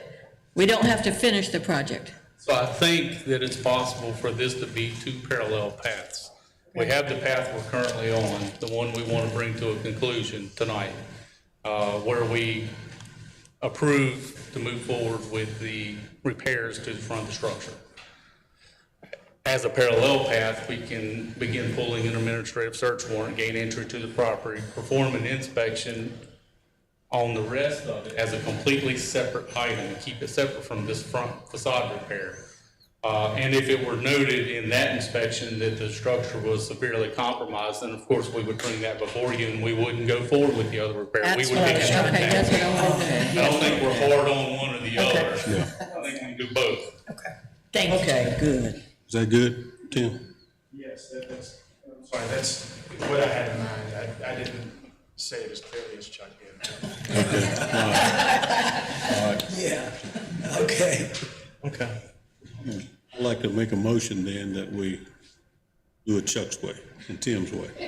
I second that. Any discussion? I think we've had that. Okay. All those in favor, raise your right hand.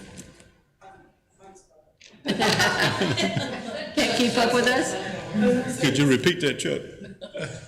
We're gonna do both pathways, approve of the front repair and move forward in that direction, and I am going to work on pulling an administrative search warrant to review the property inside structurally for its current status. Okay. I did.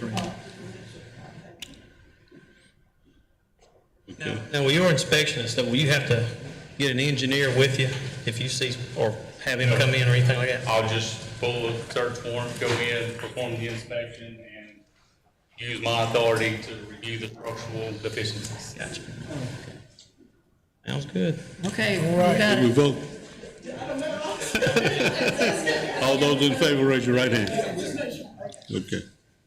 All right. Next item is city manager's report. Mayor and Council, I'm sorry, that was a tough one.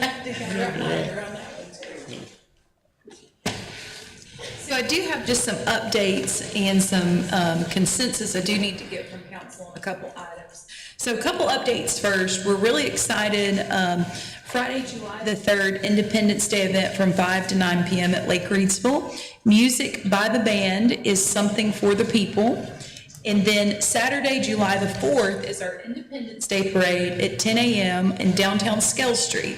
This event is presented by Rocco Is Home Foundation and is sponsored by the city of Reidsville.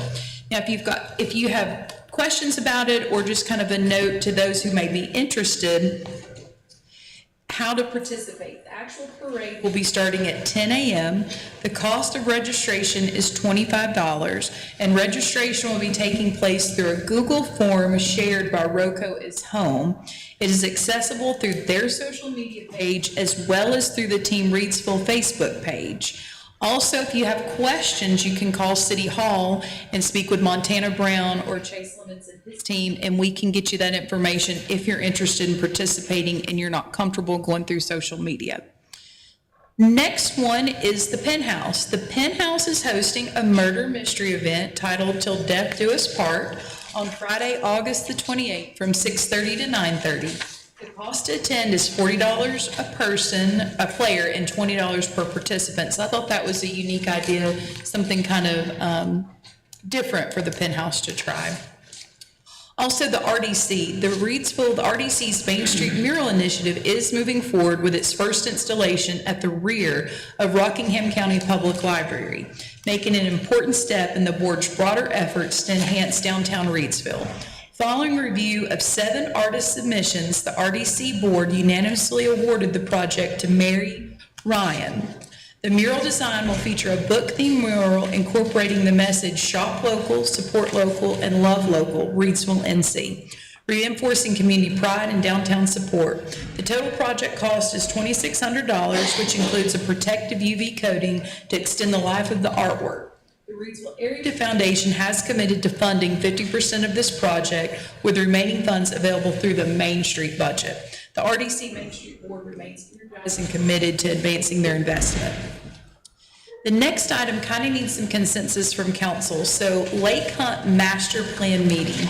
So this was one thing through our American Rescue Funds. Council wanted to set some funding aside to look at a recreational plan for Lake Hunt. So we would like to propose a community lake day at Lake Hunt on Saturday, July 11th from 10 a.m. to 2 p.m. It would feature representatives from McGill Engineering. They are the ones who would be overseeing the master plan. It would also, they would be collecting community feedback on what the community would like to see at Lake Hunt. We would also have Stormwater Smart and City Parks and Rec Department representatives would also be in attendance.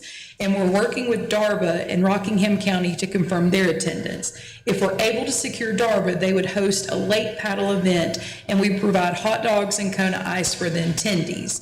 We would like this to be a free day. So that's the consensus I was looking for you, because I know Lake Hunt is typically by pass only, but we would like a consensus from council if you're okay to have that as a free day at Lake Hunt to come out and allow us and McGill Engineering to solicit feedback from the public. A lot of our teammates have worked really hard on this event, but we didn't want to keep moving unless we had your blessing on this. I like it. Yeah. That's a great idea, because a lot of people don't know anything about Lake Hunt. Exactly.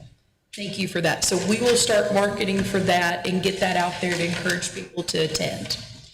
The next one I want just to bring to your attention from our meeting last month. So J.C. Ballfield Public Input Meeting. We will have a public input meeting next Tuesday, June 16th, from 5:30 to 7:30 p.m. here in City Council chambers. This is a public meeting and everyone's invited to attend. Our team was able to work with some of the participants who came last month just to see what some dates and times worked. We did a doodle poll, and the majority of those who were in attendance last month said that this was one of the dates that worked best for them. We've also tried to spread the word that it is a public meeting open to any and all who wish to come and speak on what they would like to see for the former Lucky's Field, and then also our reservation policy. And of course, council is definitely invited to come and attend as well. The next one I wanted to talk about is we need some direction from council in reference to Oaks Park. So it had been mentioned at last meeting about Oaks Park.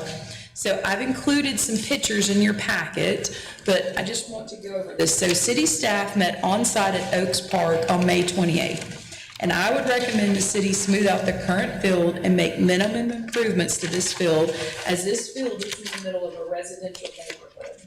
And speaking with our Public Works team, for approximately $1,000, the city can clean and smooth out the field. City staff did meet with the lighting company, MUSCO Lighting, and they prepared a quote to do commercial grade lighting there, anywhere from $140,000 to $320,000.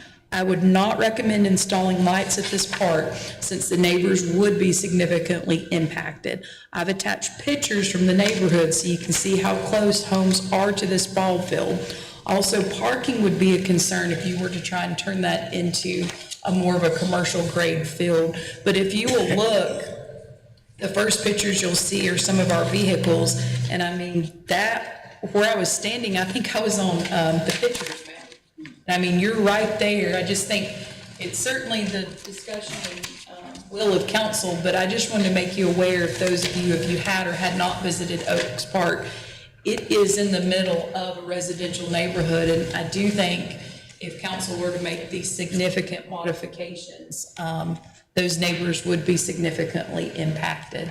But I do think in talking with Public Works, and as you can see, the next picture, kind of, that's the existing field, but we could do some minimum modifications, typically take about 2 days for $1,000 and at least clean it up and smooth it out. Now, if council, if you want us to go a different path and look at more of a commercial grade, we're certainly open to doing that. I just wanted to make you aware of what we found so far and kind of the neighborhood that could be impacted by that. My question is, since it is in a neighborhood, what about fencing? If a ball goes across the street and breaks somebody's window, or a car window, or... And you could, the way this field is angled, I don't know of a fence that you could put up that would prevent that, I'll be honest. I don't think you could build one high enough because the way that field is angled towards those houses. I think that this field, and I'm certainly, not as inclined as some of our staff who's been here, and probably some of our officials, especially Mayor Pro Tem, but I think the whole purpose of this field was just a community field for people to go out there and play. That is a concern, Ms. Scoble, is I honestly don't know after evaluating that field if you could put a fence up high enough to stop a ball. It was like, The Little League? it was like just one of the neighborhood parks. During the time that I was coaching football, we used to go in there and practice, and we weren't from the neighborhood, and they let us know that we weren't from the neighborhood. So, it would be a good idea to do that. So the request, I'm assuming y'all are getting requests to use the field, is it more for practice, or are they gonna hold games? Yes. More for practice? But at the youth level, practice, so they're less likely to hit the ball hard enough to be able Because to the ages you're talking about is what? I would say 10 and under, maybe, or maybe not even that. Could be T-ball too? Yes. So. It'd probably be great for people. I would say my feelings is we as a city spend the money to fix it up, make it look nice, forget the lights. I mean, I'd be mad if lights was blaring in my living room right across the street, which is what you're gonna have. The other fields we have, I don't think we have that issue because we got trees and stuff that block it. But I don't see why we couldn't spend a little money to fix it up, and if we need to fix the backstop up and look at replacing, if it's too rusty or something, I don't think that costs that much either. And I'm sure you can get those fences that you can manually put up, correct? For the outfield. Yeah. If we needed to, but I'm fine with it. I don't know if you've mentioned this yet, so I'm sorry to step out for a second, but it doesn't even really have I'm not a baseball guy, but when you're looking in the outfield, you counted right field, center field, left field, right? So right field, you don't even have a true right field. You don't even have right.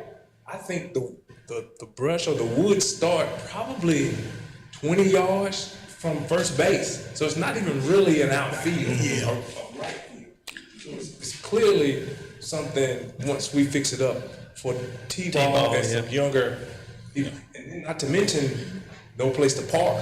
Yeah, you can see that with it's just a lot there. Yeah. It'd be up and down the street. It would be. As you can see in the photo we attached where you see our vehicles, that's exactly how the public would have to park because there is no designated parking. And speaking about the lights, I think we did notice that the only light was maybe a street light. Just a couple of street So I lights. mean, you would, any type of lighting, if council wants to put out there, you are going to impact that neighborhood. That is a very close-knit neighborhood, and they have their eyes on it, so. I think you just spend some money to fix it up, and then you just utilize it if it's just for teams looking to practice T-ball games, that type thing. That consensus of council, and we can move, I can get our team to work on that. Yes. Thank you so much. Mayor and council, that concludes my report. I appreciate it.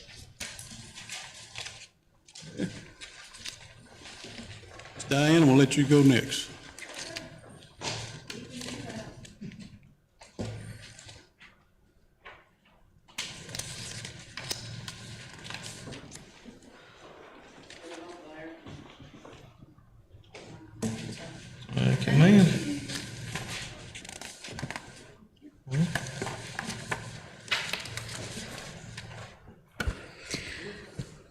right. Good evening, everybody. We do have several things coming up, but I also have, it's been a while since I've given you kind of other updates, so I did have a short list. And Ms. Angela, I'm sorry, there are a few things that are not on there, but we'll just run through a few of the things that we have. We do have the countywide chamber after hours. That is all three chambers coming together to an event that is hosted by Rocco is Home Foundation. Do really want to support them. They are the folks who are hosting the 4th of July parade for us, and they're just doing a lot of, they did the chili cook-off, and those ladies are doing a lot of great stuff. So that is on June 25th. From 5:30 to 7:30. It is at the Eden River Rooms, which is the former Eden Mall. So I hope that if you are around and in town, you can come out and join us. Also, we have our ice cream social coming up, and I don't know how you all want to handle it, but I did just email you ladies. We have a sheet again, and you may remember this from previous. It's easier for us, like if you guys just write down everybody who's coming, or you can send me an email, but if you all want to attend, it is open and it is free to everybody, but it is a ticketed event. You have to be a chamber member or a family member of an employee, but it's all chamber members, all their employees, all their families, and it is free, but you do have to have a ticket to get in, because we're gonna do Firsty's Pizza, and then as in tradition, we've kind of gotten away from the homemade ice cream, but we do have people who are bringing ice cream and toppings. So we'll be at Lower JC, and we're excited to be there and be at the Splash Pad. So that is on Thursday, July 16th. This is 4 to 7, but I think we went back today. It's supposed to be 4:30 to 7:30, so we'll correct that there. We do have a few ribbon cuttings coming up. Really excited about Ink and Ivy. You know, they have not stopped. They have been just revolving door, and it's really exciting to see. But we're going to have their official ribbon cutting on June 16th at 9 a.m. And then also another downtown ribbon cutting will be Reaper Sports. And I'm sure you guys have seen all the great work Grady is doing in there, but we are really excited.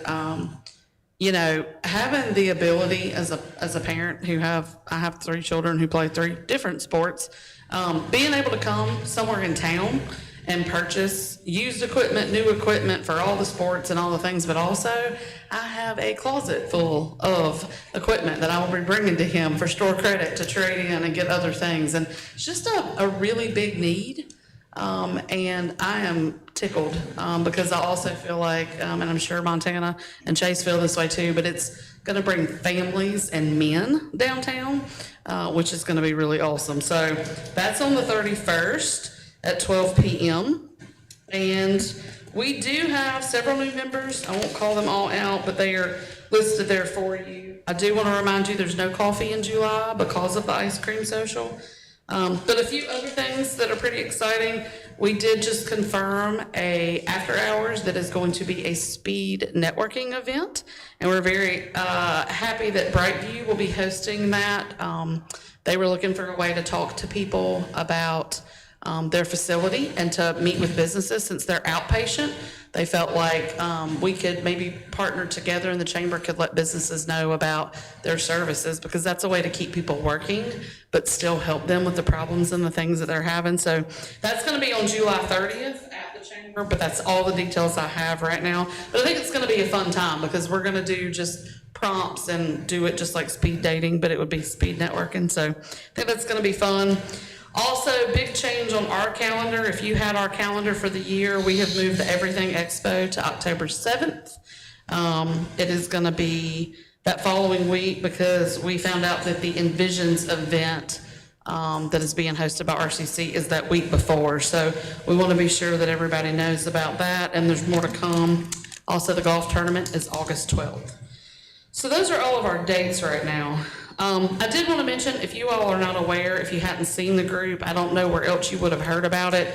But there is a ROCO reading trail this summer, and it's really exciting. It was put together by the school's media folks, and then it's sponsored by the library. But a bunch of the businesses in Reidsville and all over Rockingham County are participating, and it's free. And so they have books, and the families are taking the kids out. They get to read a book together as a family, and it's kind of like a stamp, and so they stamp their page. So I just wanted you to be aware, because I've already seen a lot of families out and about. I let them know that we had public restroom and they were welcome, because I know a lot of the businesses they're going into do not. But if you see families out with little kids, especially during the day, know that that's probably what they're doing, and try to engage with them and just encourage them, because I really think this is gonna kind of blow up. And we did something like this, some of you may remember, in downtown Reidsville several years ago, where we had a different page of the book all throughout downtown. It was so fun. So they're doing that, and I wanted to make you aware. Also, I want to let you know, on a national level, that the Chamber is going to be representing Reidsville. Miss Katie is going to her first year of the U.S. Chambers Institute at UGA in Athens, Georgia, in a couple of weeks. So you see her and get the opportunity, just speak to her about that. But I think it's going to open up a world of possibilities for us. This will be the first time since I've been and graduated in 2015 that we were able to send another staff member. And I'm really excited about it, because that means we're on a good path to having a strong number 2 behind me, and it's just really, really exciting. Also, some of you may know the Trent family. Kristen Trent is our summer position for the summer, so if you haven't been able to stop by and see her or seen her at an event, please also welcome her. She will be with us through the beginning of August. But we are hoping that she is the seed for that position. We want to turn the visitor center and the old membership position out of our retirements into a community engagement position. So we're looking forward to seeing how that goes. And then I also wanted to let you know that it's final. We adopted our strategic plan, a 5-year plan for the Reidsville Chamber of Commerce. First time. I am so excited. Last couple weeks ago at the board meeting, and this is the internal doc, but I was told today that I will have a draft of the pretty version, the marketing version, for you all really, really soon, and we're hoping to have an event where we roll it out, but I can't wait to share with you all of the great things that came out of it. And if you participated and NC Growth interviewed you, or you talked to them at any of our events, I thank you for your input. And I think that's all I have. Thank you, Ms. Diane. Thank you. Okay, Mayor Pro Tem. No report this month for me. Councilwoman Dejanay. I'll pass this time. I did attend the Reidsville employees event, and that was fun. Councilman Coates. Councilman Hairston. No report, but we do have a new community member coming in. First Baptist Church, Hubbard Street, Dr. Boxdale. He will be installed pastor there. It's coming Sunday, and I don't have the time. This past Sunday. It's already been installed? Already been installed. Well, that's great. That's a great thing. That's great. Our new leader. Yeah. Okay. Councilwoman, let's go. The one thing I want to mention is today I attended the groundbreaking for the new Reidsville Elementary School, and that was a great attendance, and the mayor was there, and our city manager was there, and some of our staff members, but it was a great day, and we look forward to that. Thank you. I'll make mine short, too. I just want to congratulate the high school graduating class of 2026. My granddaughter, Chelsea Hairston, was a part of that class, and Congratulations. congratulating her and everybody else who was involved. And I was at the groundbreaking today. This is a big thing for Reidsville, this new school that we're going to have. It's going to bring all the elementary schools together into one building. That's going to be great. Reidsville Ravens. I wish they had said the Reidsville Packers or something like that. Reidsville Ravens, I can live with that. All right, next thing on the agenda will be a move to the first floor conference room for a closed session to discuss matters under attorney-client privilege and economic development matters and a personnel matter pursuant to NCGS 143-318.11 A, 3, 4, and 6. Do we have a motion to go into closed session? Got a motion and a second? Any discussion? All those in favor, raise your right hand. We won't be coming back out, so thank you for coming.